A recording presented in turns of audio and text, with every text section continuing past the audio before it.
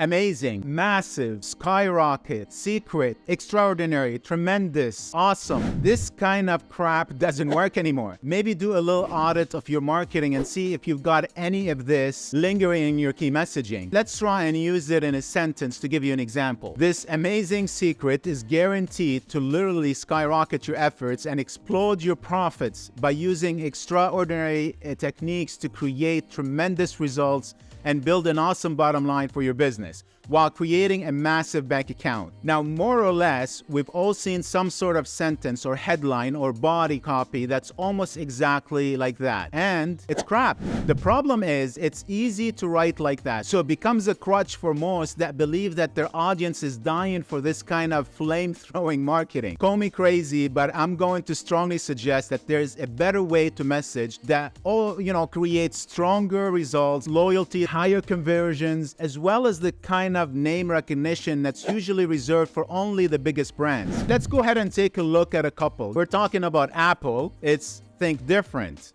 Glad.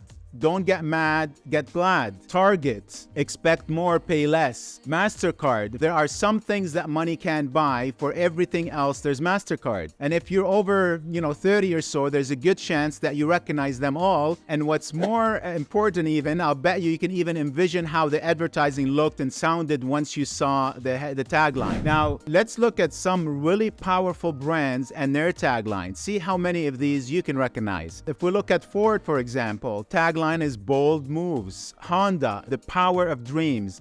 Pepsi, for those who think young. CNET, the source of computing and technology. Now, I'm willing to bet that not quite as many as the list that we talked about to begin with, right? That's pretty weird because all of those companies are enormous, well-funded, and probably have an army of ad agency execs focus grouping every single word. So how come we remember so vividly the taglines from the first list and then barely place the taglines from the second? Well, I have a theory, and that theory is that the concept is called the anti-something. Basically, those taglines from group 1 contain concept that is focusing on something that is not or against something else. When we're talking about Apple, tagline is think different. Apple is advocating that it is not for the same old-tired personal computing experience, and they succeed in implementing that idea in your head with one word, and that's different.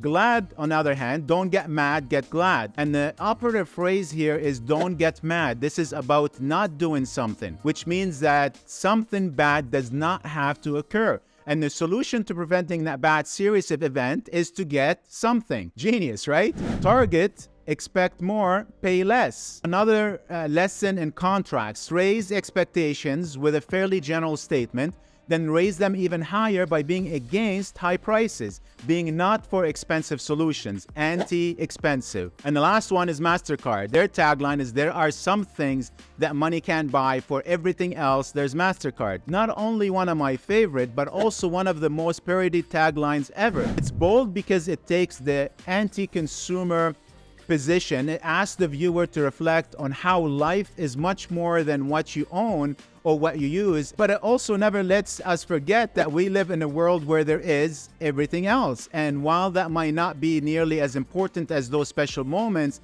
that money can't buy, when you do need money, hey, we've got you covered. There's this little bit of plastic right here to make that happen. So consider a company that makes its money by providing money is taking a position that money can buy everything. That's the ultimate anti-something position. Now, if you look at the second group, guess what? They don't focus on what they are not. They focus on what their product is. Contrast that with the first group that focuses on what the customer experiences. The result is the prospect or viewer is disarmed because the message takes them into a place that they were not expecting. It causes them to consider a different point of view. It asks them to answer a question or consider the truth of an uncommon perspective. And it works every single time. No hype required, just the company using marketing to focus on something that it's not instead of something that they may. Let's try some around my team's brokerage. So simplify, real estate group, real broker. Taglines could be